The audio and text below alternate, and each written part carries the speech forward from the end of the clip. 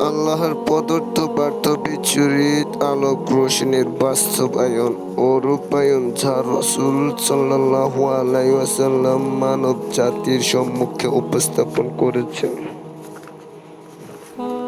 তাদের নিকট পৌঁছিয়েছেন নিজের কথা ও কাজে, যা আজ আমাদের নিকট সিরাতুন নবী বা রাসূলের জীবন চরিত্র হিসেবে পরিচিত। রাসূল সাল্লাল্লাহু আলাইহি ওয়াসাল্লাম জীবন চরিত্রের মাধ্যমে প্রকৃতপক্ষে আল্লাহ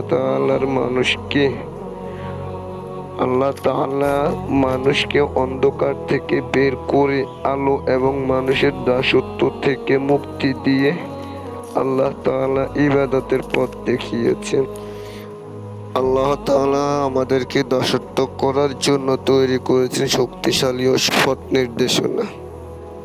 আমিন।